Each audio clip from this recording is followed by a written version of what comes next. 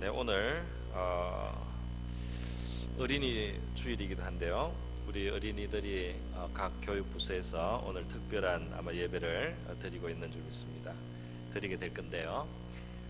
오늘 저는 이 믿음에 대한 말씀을 함께 나누고자 합니다. 왜냐하면은 이 믿음은 우리 개인에게와 또 우리 자녀들, 후손들을 생각해서도 참 중요한 겁니다. 제가 최근에 어느 한 목사님의 그 간증을 들은 기억이 납니다. 그 목사님의 말씀은 이런 것이었어요. 자기는 어릴 때부터 하나님에 대한 믿음이 자연스럽게 생겼는데 그것이 어떻게 그렇게 됐느냐 하면은 부모님과 함께 예배를, 가정 예배를 드리거나 또 집에서 이야기를 하면은 어머니나 아버지가 늘 간증을 하셨다는 겁니다. 그 자녀들에게 하나님께서 어떻게 하셨다, 하나님께서 기도를 어떻게 들어주셨다, 하나님이 어떻게 역사하셨다, 이런 이야기를 늘 하는 가운데서 자기가 자랐다는 거예요. 그래서 자기 부모님께 늘 감사하고, 자기가 자라면서 언제 어떻게 믿음이 자기가 생겼는지는 모르지만 이 부모님의 그런 간증을 늘 들으면서 자라면서 하나님이 살아계시다, 하나님은 그런 분이시구나, 그 마음속에 자연스러운 믿음이 자랐다는 것입니다. 그래서 우리도 이와 같이 참 자녀들에게 믿음의 간증을 해줄 수 있는 그런 우리가 될 수 있기를 바랍니다. 믿음의 경험, 내가 경험한 하나님을 이야기해 줄 수 있는 그 부모, 믿음을 자녀들에게 유산으로 남겨줄 수 있는 사람, 정말 자녀들에게 복된 부모인 줄로 믿습니다. 오늘 데살로니가 전서에서는 3절에 특별히 보면은 너희의 믿음의 역사와 사랑의 수고와 우리 주 예수 그리스도에 대한 소망의 인내를 우리 하나님 아버지 앞에 끊임없이 내가 기억한다 하고 사도 바울이 또 그 동역자들이 데살로니가 교회의 신앙을 기억하고요, 그들의 또 신앙을 칭찬하는 내용을 볼 수 있습니다. 여기 보면 믿음의 역사, 또 사랑의 수고, 또 소망의 인내라는 세 가지 그 부분이 나오는데요. 이것이 신앙의 가장 중요한 세 축이라고 할 수가 있겠습니다. 오늘 데살로니가 전서 1장 3절뿐 아니라 고린도전서 13장 13절에도 보면 그런즉 믿음, 소망, 사랑 이 세 가지는 항상 있을 것인데 이제 그 중에 제일은 사랑이라, 이런 말씀이 있습니다. 그래서 거기에도 믿음, 소망, 사랑을 세 가지를 이렇게 나란히 이제 소개를 했습니다. 이것이 신앙의 아주 제일 큰 세 개의 그 기둥이 되기 때문에 이렇게 이제 표현을 한 것이라는 것을 우리가 알 수 있습니다. 사도 바울은 뒤에 나오는 데살로니가 후서 1장 3절에 보면 또 이 데살로니가 교회의 성도들의 믿음이 더욱 자랐다, 그리고 그 사랑이 풍성한 것을 인해서 자기가 하나님께 감사한다, 이런 또 인사말을 하기도 합니다. 여러분, 그래서 이 믿음, 소망, 사랑 이 세 가지가 우리 신앙의 제일 중요한 참 이 근간을 이루는 뼈대입니다. 무슨 방언을 말하기도 하고 예언을 말하기도 하고 신령한 어떤 지식을 가질 수도 있지만은 그것은 어떤 때는 있고 어떤 때는 없습니다. 교회 역사 속에서 방언이 많이 나타날 때가 있고 방언이 별로 안 나타날 때가 있습니다. 예언의 은사가 나타날 때가 있고 안 나타날 때가 있습니다. 그러나 믿음이라고 하는 것, 또 소망이라고 하는 것, 사랑이라고 하는 이것은 신앙생활을 하는 이상은, 우리 하나님을 믿고 그 아들 예수 그리스도를 믿는 이 교회와 성도들이 땅에 있는 동안에 항상 있습니다. 우리가 천국 가는 날까지 믿음, 소망, 사랑 이것이 우리에게 풍성할 줄로 믿습니다. 그래서 그 중에서도 오늘은 좀 믿음에 대해서 말씀을 하고, 우리가 믿음의 삶을 살고 우리의 자녀들에게도 믿음의 이야기를 해주고 말이죠. 우리가 경험한 하나님을 이야기해주고, 그들이 부모의 삶에서 하나님의 역사를 보고 말이죠. 이 역사라는 것은 이 히스토리라는 뜻이 아니고 사역이라는 뜻입니다. 역사, 사역, 이게 한문 표현인데요. 영어로는 work라고 하죠. 일하는 것, 하나님의 일하심을 말합니다. 믿음의 역사, 믿음을 가지면 믿음을 가진 사람의 삶 속에 하나님의 역사, 하나님의 일하심이 나타난다는 겁니다. 그래서 우리가 믿음으로 살면 하나님의 역사가 우리의 삶 속에, 하나님의 일하심이 우리의 삶 속에 나타나게 되고 우리가 그것을 경험하게 되고, 그래서 우리의 삶은 하나님이 드러나는 삶이 된단 말이죠. 그래서 오늘은 믿음에 대해서 우리 한번 생각을 해보고자 합니다. 여러분, 믿는다는 말은 무조건 그냥 쉽게 아무 말이나 잘 받아들이고 그냥 취하는 것을 말하는 것은 아닙니다. 아무 말이나 믿어서 잘 속는 사람, 사기꾼에게 잘 속는 사람, 그렇게 아무 말이나 귀가 솔깃한 사람, 이런 것을 지금 믿음이라고 말하는 것은 아닙니다. 우리가 말하는 믿음은 그 대상을 분명하게 하는 믿음이죠. 우리의 믿음의 대상은 어떤 대상이냐면 바로 창조주이신 하나님이신 것입니다. 오늘 이 데살로니가 전서 1장 9절에 보면 나오지 않습니까? 이제 고대 세계 사람들이 참신이 누군지를 몰라서 귀신이 그렇게 미혹하는 대로, 또 자기 생각대로 우상을 만들고 그렇게 참 하나님을 모르고 살다가 이제는 그 우상을 버리게 되었습니다. 예수 그리스도의 복음을 듣게 되고 이 아들을 이 세상에 보내주신 참 하나님을 이제 알게 되는 거죠. 그래서 이 천지와 만물을 지으시고 주관하시고 죄에 빠진 인류를 구원하시기 위해서 그 아들을 이 세상에 사람으로 보내신 그 하나님을 우리가 알게 되는 겁니다. 그 하나님께로 돌아와서 살아계시고 참되신 하나님을 이제는 섬기게 되는데요. 그 창조주 하나님, 또 구원을 베푸시는 그 하나님을 우리는 이제 믿는 거죠. 이 성경이 말하는 바로 믿음이 이것인 것입니다.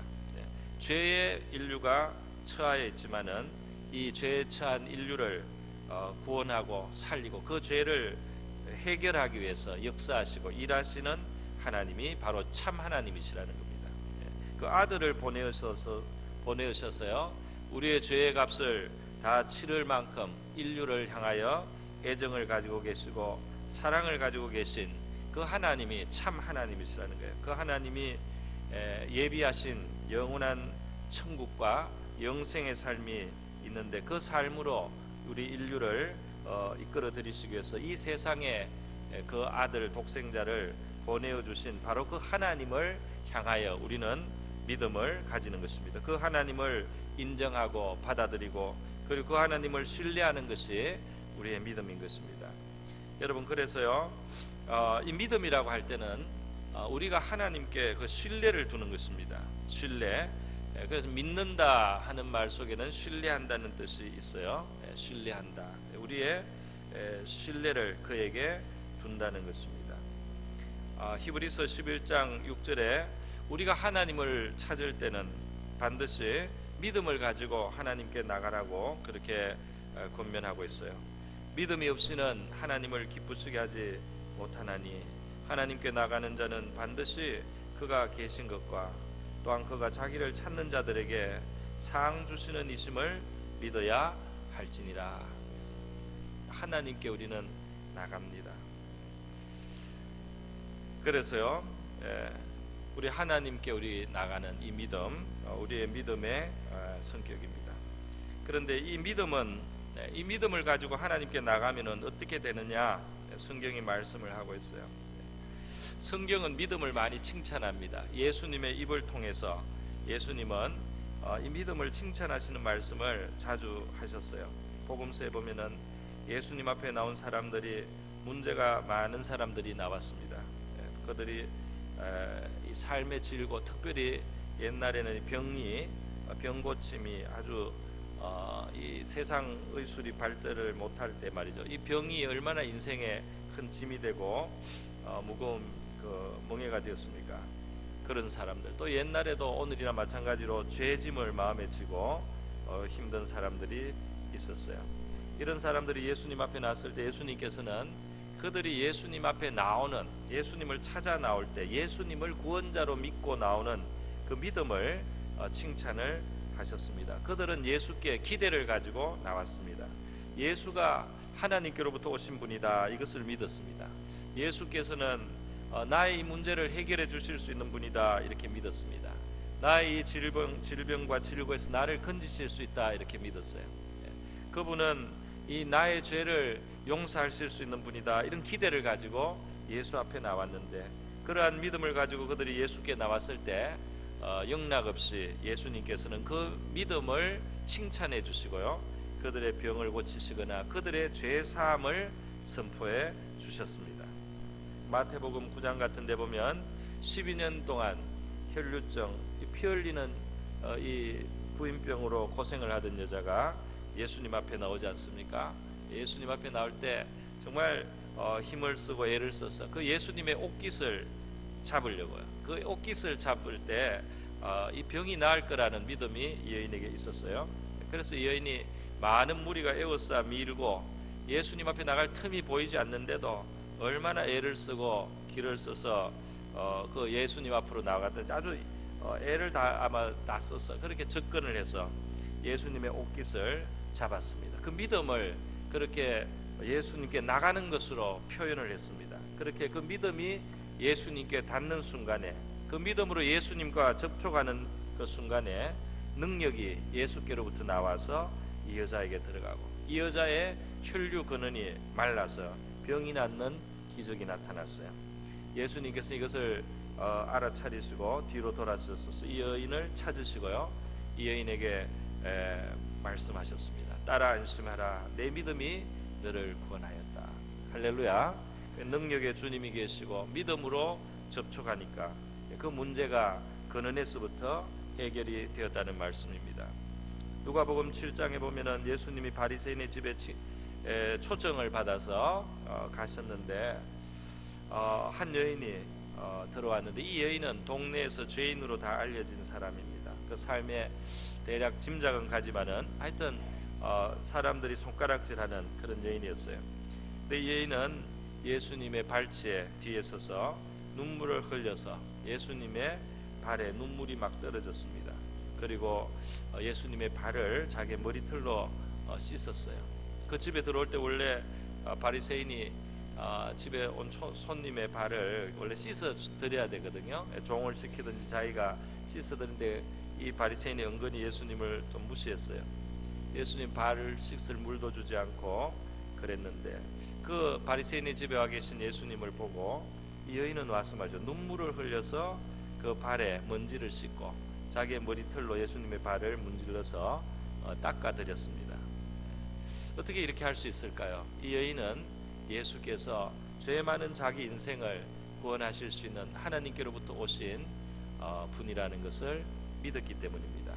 예수가 자기 죄 많은 자기도 용서하실 수 있는 그런 하나님의 사랑과 자비를 베푸신다는 것을 이 여인이 알고 와서 감사의 눈물을 흘린 거예요. 그 눈물을 흘리고 나서는 값비싼 향유를 예수님의 발에 부어드렸습니다. 그 발에 입도 맞추고요, 정말 종이 하는 일입니다. 그래서 이렇게 예수님을 주님으로 그리고 구원자로 이 여인이 받았을 때 예수님께서는 이 여인을 칭찬해 주셨어요. 근데 이렇게 말씀했습니다. 내 죄 사함을 얻었느니라.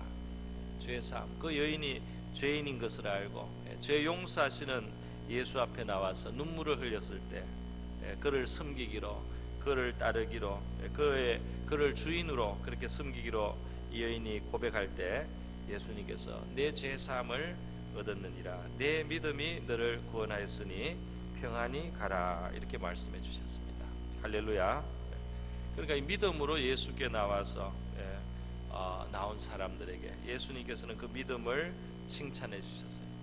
우리가 뭘 믿는다고 무조건 그 믿는 바가 이루어지는 것은 아닙니다. 그런데 우리의 이 믿는 바가 바른 대상, 우리에게 자비와 긍휼을 베푸실 수 있고 능력을 가지신 그분에게 대하여 우리가 바른 믿음을 가지고 그분께 나갈 때 그분의 능력과 자비가 우리에게로 부어지고 우리에게로 전달되어서 때로는 병을 고침을 받고, 때로는 이 문제 해결을 받고, 또 때로는 죄 사함을 받는 이런 구원의 역사가 나타났다는 것입니다. 시편 33편 18절과 19절에 보면요, 이런 말씀이 있어요. 여호와는 그 경외하는 자 곧 그 인자하심을 바라는 자를 살피사 저희 영혼을 사망에서 건지시며 저희를 기근 시에 살게 하시는도다. 할렐루야. 그 하나님께서는 그 인자하심을 바라고 하나님께 나오는 자들 영혼을 사망에서 건져주시고 기근에서 살게 하신다. 기근에서 살게 하신다. 기근, 먹을 게 없다 이 말입니다. 다 말랐어요. 먹을 게 없다 말입니다. 기근에서 어디에서 살겠습니까? 그런데 인자하심을 바라고 하나님 앞에 나오는 자들을 기근시에 살게 하시는도다. 할렐루야. 기근인데 어떻게 사는지 그 방법은 자세히 안 나있지만 살게 하신다고 되어 있습니다. 살게 하신다. 여러분, 우리 영혼이 죄를 용서받고 구원받는 것은 바로 믿음을 통해서, 믿음으로 우리가 구원자이신 그분께 나갈 때 이루어지는 것입니다. 우리의 문제를 주님 앞에 가지고 나와서 해결받는 것, 우리의 영혼의 문제, 우리의 영원한 영혼의 문제, 죄의 문제, 이것도 믿음을 가지고 주님께 나올 때 해결이 되고, 우리의 삶의 문제, 우리의 질고와 멍해와 우리의 삶의 고통의 문제를 그것도 믿음으로 주님 앞에 구원자인 줄 알고 나올 때, 그분께 믿음으로 우리가 나왔을 때 그것이 해결되었다는 것입니다. 여러분, 믿음은 우리 자신의 자격이나 행위를 의지하는 것이 아니고 우리가 믿는 그분, 하나님의 인자하심과 전능하심을 믿고 우리를 위해서 자비와 긍휼을 베풀어 주실 수 있는 그 하나님께, 우리 주님께 기대를 가지고 구하는 것으로 나타납니다. 내 자신의 자랑할 만한 것이 없어도 그분의 인자하심을 바라고 그분의 능력을 바라고 우리가 나가는 것입니다. 그래서 하나님께서는 하나님의 살아계심을 믿는 자, 하나님의 인자하심을 믿는 자, 하나님의 능력을 믿는 자, 기대하는 자를 기뻐하신다는 것입니다. 할렐루야. 그 하나님께 우리가 나가야 된다는 거죠. 여러분, 믿음을 가진 사람은 믿음의 그 표현이 이제 나타나게 되는 거죠. 믿음을 가지고 있으면 그 믿음이 표출이 됩니다. 그런데 그 중에 특별히 무엇으로 되느냐? 믿음을 가진 사람의 그 믿음이 드러나는 중요한 그 표현이 뭐냐면은 하나님 앞에 기도를 드린다는 겁니다. 기도하는 것이죠. 우리 삶에 우리의 지혜와 능력만으로 그렇게 살지 않고 바로 하나님이 도와주셔야 된다는, 하나님이 나에게 능력을 주셔야 된다는 그것을 깨닫고 하나님 앞에 기도를 하고 하나님께 구하게 되는 겁니다. 그리고 기도의 생활은 바로 믿음을 가진 사람의 특징입니다. 그런데 믿음의 역사라고 오늘 이 표현이 되어 있습니다. 믿음에는 뭔가가 이루어진다. 믿음을 가지고 있을 때 믿음을 가진 사람에게는 뭔가가 이루어진다. 하나님의 능력이 그 속에 작동을 해가지고 그 결과가, 열매가 나타난다고 말씀을 하고 있습니다. 하나님이 일하시려면 우리는 믿음을 가져야 돼요. 믿음을 가지고 하나님 앞에 나가야 된다는 것입니다. 하나님께 나가서 하나님을 신뢰를 하고 하나님을 구하고 또 하나님의 도움과 능력을 구하고, 그리고 하나님의 뜻과 내 뜻을 같은 방향으로 맞추려고 하고, 이렇게 할 때 말이죠. 그 믿음의 기도는 하나님의 능력을 초래해서 기적이 일어나게 되는 것입니다. 할렐루야. 여러분, 믿음은 전능하신 하나님을 믿는 것입니다. 그렇지 않습니까?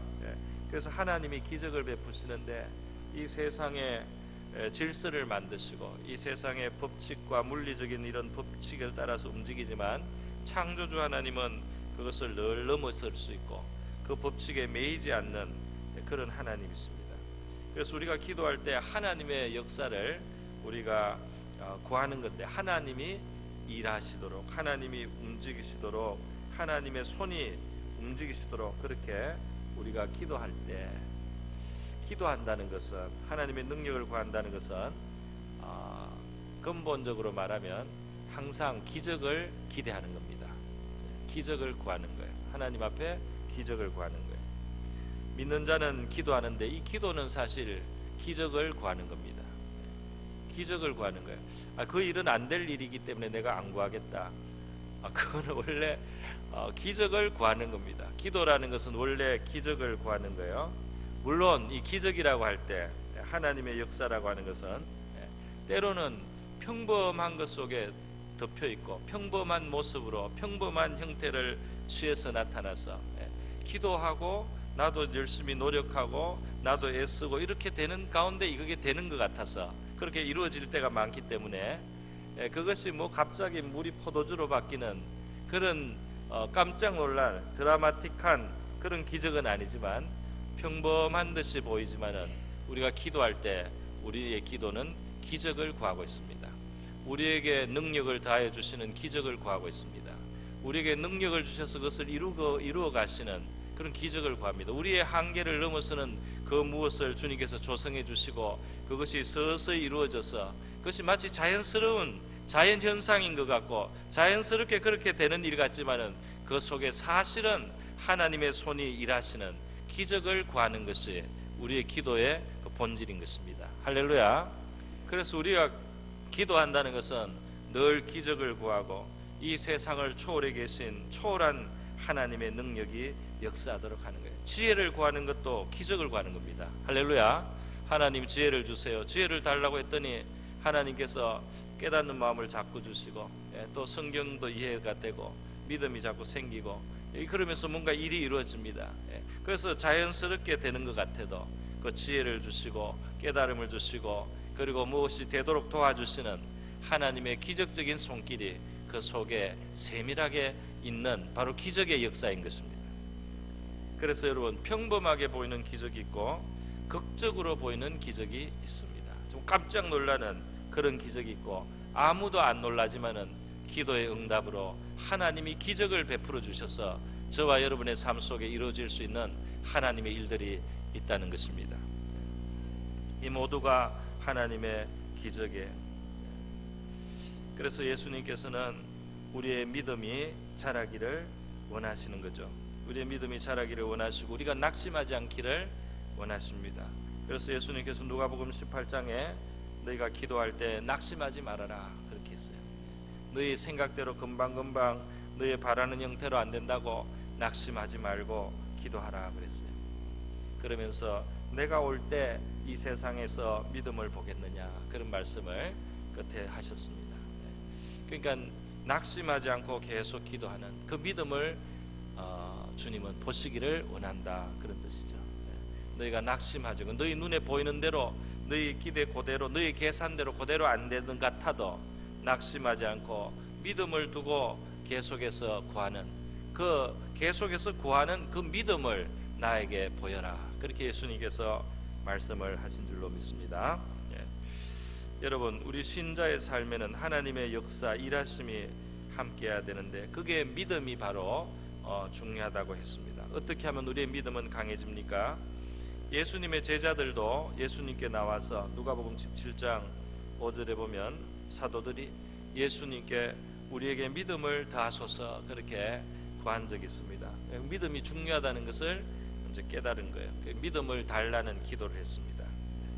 예수님 앞에 나왔던 귀신 들린 아이의 아버지도 마가복음 9장에 보면은 예수님 앞에 나와서 그 아이를 고쳐달라고 하는데 자기 믿음이 부족하니까 안타까운 마음으로 내가 믿나이다 나의 믿음 없는 것을 도와주소서 그랬습니다.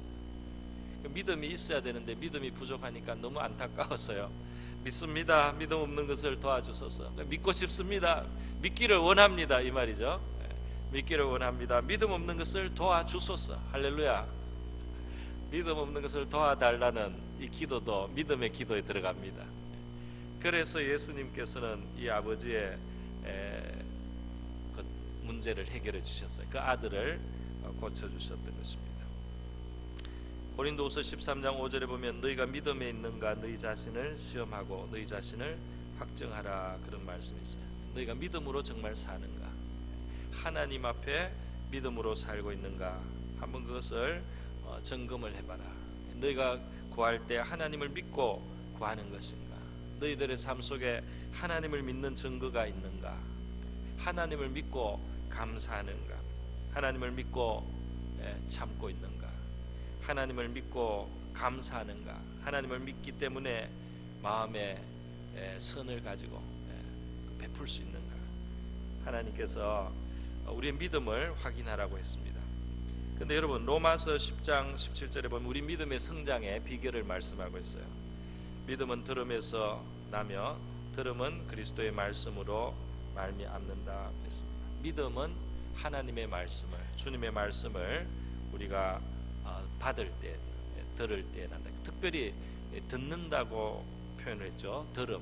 이 들음은 읽는 것은 아니고 들어야 된다. 읽어서는 소용없다. 이 말은 아닙니다. 이 들음은 우리의 귀 속으로 들어와서 우리의 이 뇌 속으로 말이죠. 이 하나님의 말씀이 깊숙이 들어가는 거예요. 우리 성경을 읽을 때 눈으로 읽지만은 눈으로 읽고 쭉 지나간다면은 믿음이 되지는 않습니다.